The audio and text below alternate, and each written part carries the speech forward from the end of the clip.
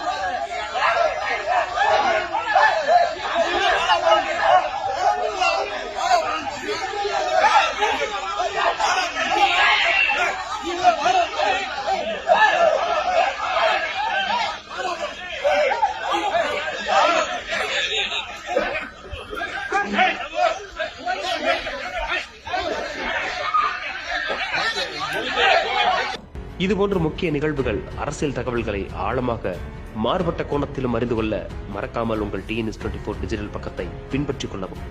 உங்கள் ஒவ்வொரு ஆதரவும் இதுபோன்ற பல நிகழ்வுகளின் பின்னணியை அறிய உதவும்.